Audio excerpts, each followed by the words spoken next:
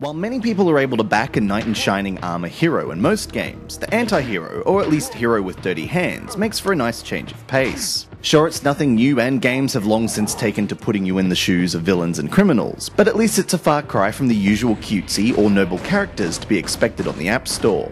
9mm by Gameloft shifts gears down to this grittier plateau, placing you in the shoes of John Loose Cannon, a cop facing execution at the hands of a local crime boss. There are two main options when it comes to maneuvering John around the gangland world, either aiming by swiping or using a gyroscope tilt-to-look system. Sadly, neither of these options ever feels spot on. Being a third-person shooter, your screen is often already taken up by the presence of your character, let alone the buttons and analog sticks required to interact with the world, so the gyroscope method of looking around is appreciated.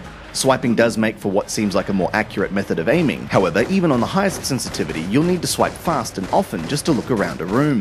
The gameplay itself is modelled closely after games like Max Payne, as you're placed into firefight after firefight against numerous gun-toting foes that will tear you to shreds in a moment's notice if you let them. Thankfully, you have a replenishing bullet time that can be used to dodge incoming bullets. A simple swipe in any direction after activating this mode will also cause you to dive John Woo style through the air. It's a satisfying way of dispatching enemies, especially as it allows the developer to get a bit over the top at times with the number and type of enemies you'll face. But the lack of a true cover system, crouching is available, can force you to spam the ability a little too much, diminishing its fun factor.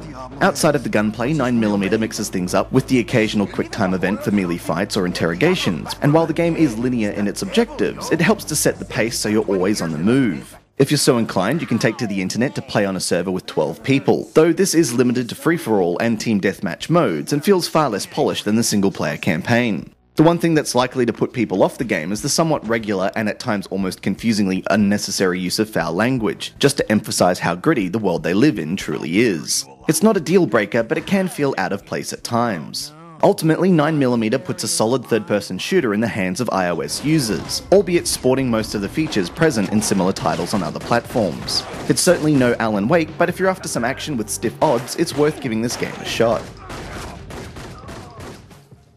This has been Andrew with AppSpy.com. We review, you decide.